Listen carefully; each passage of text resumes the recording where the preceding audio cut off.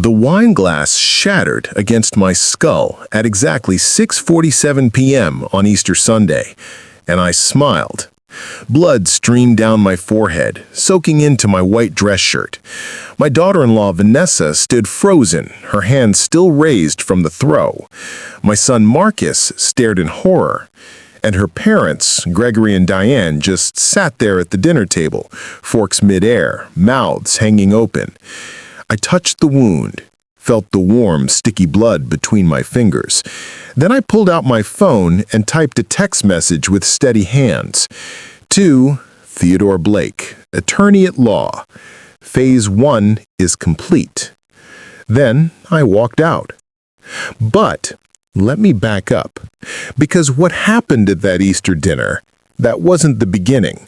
That was the end of a 3-month plan I'd been building in silence. My name is Vincent Thornton. I'm 64 years old. I worked as a senior engineer at IBM for 37 years. My wife Helena died of cancer 7 years ago, leaving me with a paid-off 4-bedroom house in Westchester County and our only son, Marcus. Helena and I sacrificed everything for that house. We ate leftovers 6 nights a week, drove cars until they died, skipped vacations, all so Marcus would inherit something real. After Helena passed, the house felt too big, too quiet, but I refused to sell. This was Marcus's future, his mother's legacy. Then Marcus met Vanessa. She was charming at first, marketing coordinator, beautiful smile, honey blonde hair. But I noticed small things. The way she'd walk through my home, commenting on what she'd update when it was hers, how she'd mention her parents were struggling financially, the subtle digs about my outdated furniture. Still, Marcus was happy, so when they got engaged, I wrote them a $10,000 check for the wedding. Vanessa's parents contributed $0. They claimed they'd overextended themselves on bad investments. The wedding was beautiful. Vanessa thanked everyone in her speech, except me. Then came February. Marcus called on a Tuesday night. "Dad, we need to talk." My stomach dropped. "Is everything okay?" Vanessa's parents are losing their house. Foreclosure's final next month. Ice water filled my veins. "We think they should stay with you," Marcus continued. "Just temporarily. You have 2 empty bedrooms just sitting there." I said no. Not out of cruelty, out of self-preservation. I barely knew Gregory and Diane. This was my sanctuary, my routine, my home. Marcus exploded. "How can you be so selfish? Mom would be ashamed." Then he hung up. For 6 weeks, Marcus didn't speak to me. Vanessa ignored my texts. I tried reaching out, suggesting lunch, offering other help. Silence. Then, on the Wednesday before Easter, Marcus called. "We want to clear the air. Come over for dinner Sunday. Vanessa's making ham. Her parents will be there." Every instinct screamed trap.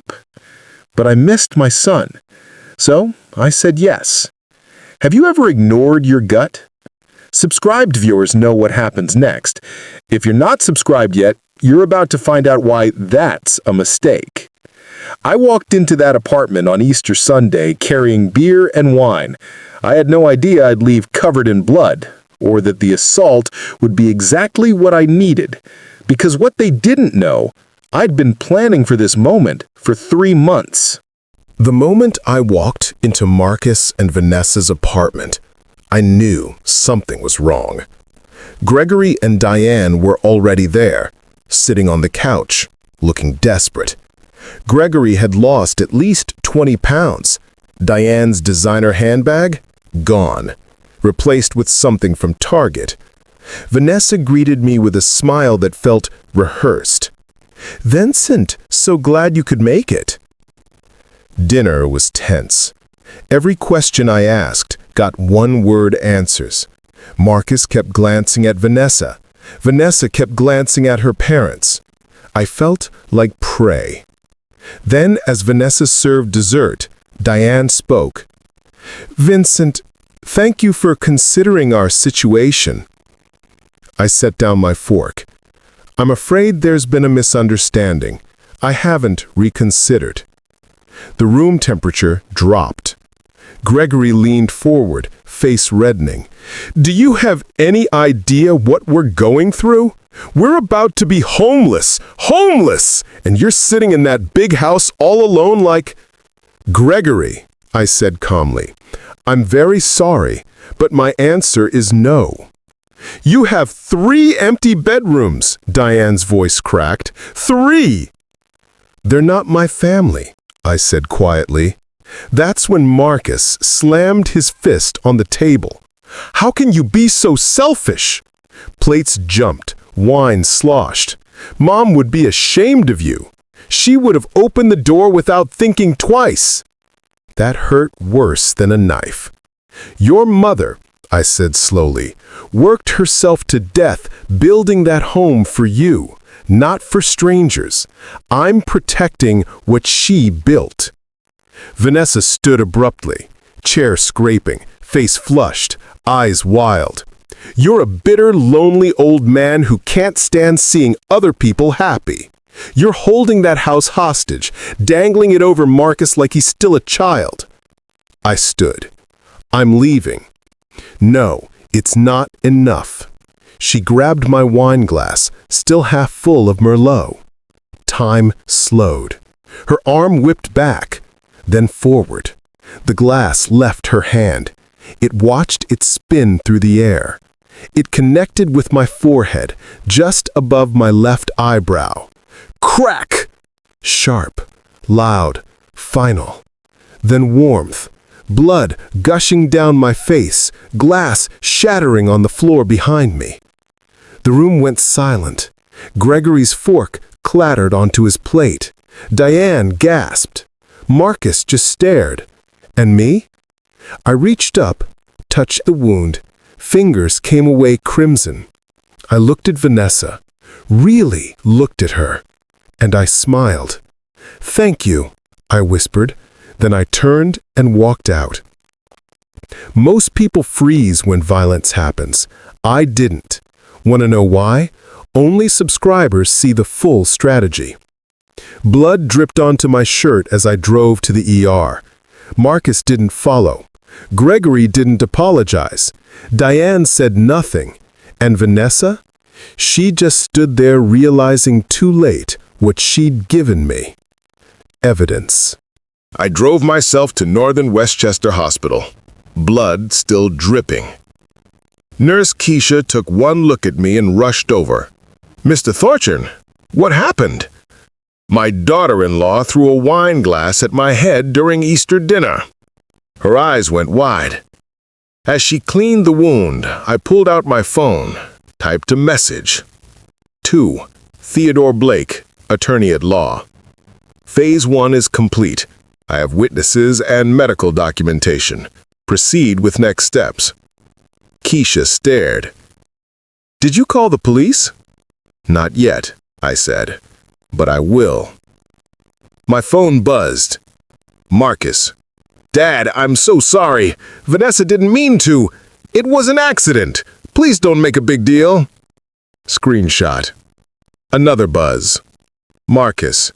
She's really upset. She feels terrible. Can we just forget this happened? Screenshot. Then Vanessa. I'm sorry, Vincent. I lost my temper. Please don't involve the police. We can work this out. Screenshot. Dr. Kumar came in, examined the wound, shook his head. That's going to scar. This was a glass? Wine glass, thrown with considerable force. He met my eyes. Do you feel safe going home? Absolutely. She doesn't know my security codes. He nodded slowly. Understanding passed between us. I'm documenting this as assault. Police will want to talk to you. I'm counting on it.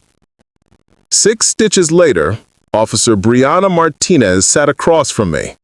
I showed her everything, the texts, the wound, gave her Marcus and Vanessa's address. Do you want to press charges? Absolutely. This could affect your relationship with your son. I touched the fresh bandage. I no longer have a son.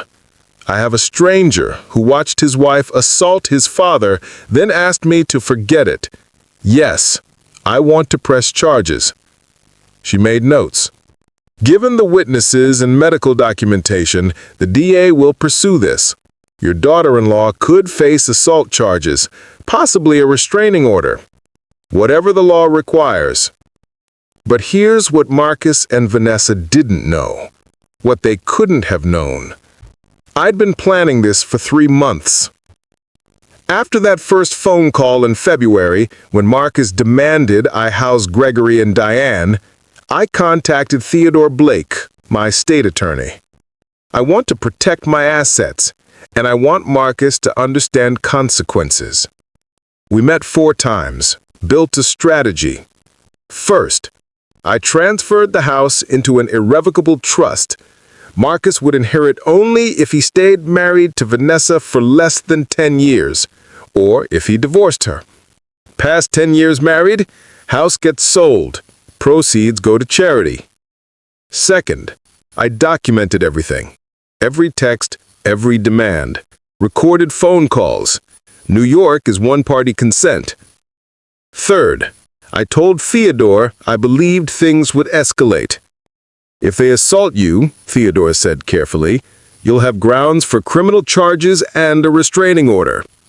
I'm not hoping for violence. But if it comes, Theodore replied, you'll be prepared. I never imagined Vanessa would throw something, but when that glass connected with my skull, she'd given me everything I needed. Planning beats panic. Subscribe before someone catches you unprepared. At 9:30 p.m. Eastern Night, police knocked on Marcus's door. He called me screaming, "Dad, they're arresting Vanessa!" I said 5 words that changed everything. Your wife committed assault, Marcus. But the next morning, my attorney called with news that made the wine glass feel like mercy.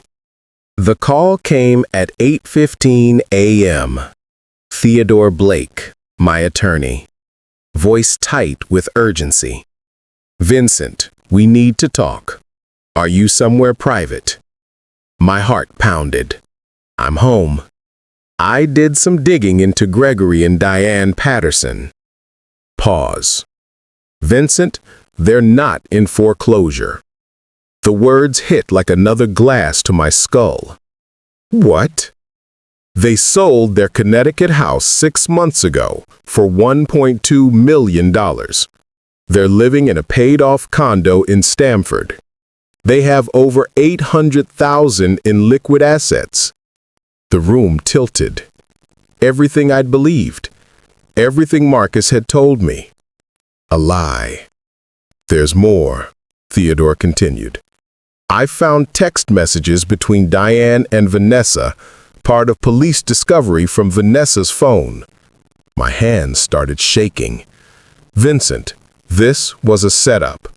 They were planning to move into your house, establish residency, then sue you for elder abuse and neglect, while gradually taking control of your assets. I couldn't breathe. There are messages, Theodore said, discussing getting the old man declared incompetent, talking about securing the house before he changes his mind. The betrayal cut deeper than any wine glass ever could. Your son, Theodore paused. Marcus might not have known the full extent, but he knew they weren't broke. There's a text from him to Vanessa. Are you sure we should keep lying to Dad about your parents? This feels wrong. Tears burned my eyes. Vanessa's response? Theodore continued. He's sitting on a fortune while we struggle. He owes us this. I sat at the kitchen Helena designed. The house we built, board by board. For what? So our son could conspire to steal it? What do I do?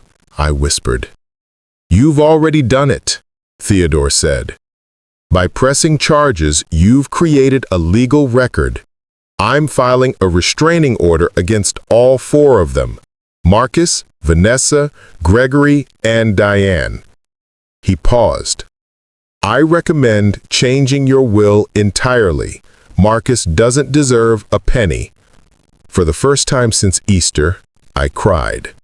Not from pain, not from anger, from grief. Because my son was gone. Not dead, but gone in a way that was somehow worse. Some of you think I'm going too far. Others say I'm not going far enough.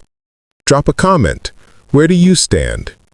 He'd traded his integrity, his father, his mother's memory, for a woman who saw me as nothing but an obstacle. 2 weeks passed. Vanessa was arraigned, released on bail. Judge granted my restraining order, 500-foot perimeter. Marcus called from friends' phones, left voicemails ranging from apologetic to enraged. I answered none. Yesterday, a package arrived from Theodore's office. Legal document, titled Evidence of Fraud and Conspiracy. Every lie Gregory and Diane told. Every manipulation Vanessa orchestrated. Every moment Marcus enabled the scheme. Timeline of conspiracy. Financial records proving the $800K. Text messages planning elder abuse claims. Evidence of coordinated fraud. Clipped to the front, a handwritten note. Vincent, this is enough for criminal fraud charges. Also enough to sue for attempted elder abuse, emotional distress, and possibly RICO violations given the coordinated nature. Phase 2 is ready when you are. TB. Phase 2 changes everything, but most people will never know what happened, unless you subscribe. I sat at my kitchen table. Afternoon sun through windows Helena and I chose 28 years ago. The house was quiet, empty, but mine. I picked up my phone, dialed Theodore. Hello, Vincent. Phase 2, I said. Let's begin. But I wasn't doing this for revenge anymore. I was doing it for protection. Because people like Vanessa, Gregory, and Diane, they'll do this again to someone else's father, someone else's family. Not if I stop them now. Theodore Blake laid it all out. We have 3 options, Vincent. I sat in his office, stitches still fresh on my forehead, restraining order in effect. Option 1, criminal fraud charges. Gregory and Diane lied about their financial status to manipulate you. That's fraud. Marcus participated. That's conspiracy. Combined with Vanessa's assault, we're looking at felony charges across the board. I said nothing, just listened. Option 2, civil suit. Attempted elder abuse, emotional distress, fraudulent misrepresentation. We sue for damages. They have $800,000 sitting in accounts. We can take most of it. Theodore leaned back. Option 3, nuclear. We pursue both criminal and civil. Plus, I've been researching RICO violations. This was a coordinated scheme between multiple parties to defraud you of your assets. RICO was designed for organized crime, but it fits here. I stared at the evidence spread across his desk. Text messages, financial records, timeline of lies. My son's complicity laid bare. What would Helena want? Theodore asked quietly. The question broke something in me. Helena, who worked double shifts as a nurse so we could afford the down payment, who planted every flower in that garden, who made Marcus his favorite meals even when she was exhausted, who died believing her son would honor what she built. She'd want me to protect others, I said finally. Theodore nodded. Then we go nuclear. Over the next week, Theodore filed everything. Criminal complaints with the DA's office, civil suit for $1.2 million in damages, RICO violation documentation sent to federal prosecutors, asset freeze on Gregory and Diane's accounts pending investigation. Marcus tried calling 47 times from different numbers. I blocked every single one. Then, on day 9, something unexpected happened. A letter arrived, addressed to me, postmarked 3 weeks before Easter. I opened it with shaking hands. Inside, a single page in Helena's handwriting. She'd written it years ago, left it with her attorney, with instructions, "Give this to Vincent if Marcus ever turns on him." My vision blurred as I read. "My darling Vincent, if you're reading this, our son has broken your heart. I'm so sorry. I saw signs even before I got sick. The way he'd talk about his inheritance, the entitlement. I prayed I was wrong. But if I wasn't, if he's become someone we don't recognize, know this. You owe him nothing. Protect what we built, not for us, for what it represents. 32 years of sacrifice, of love, of partnership. Don't let anyone take that from you, not even our son. I love you, always. Helena." I sat in my kitchen, tears streaming down my face. And I understood. This wasn't revenge. This was protection. This was honor.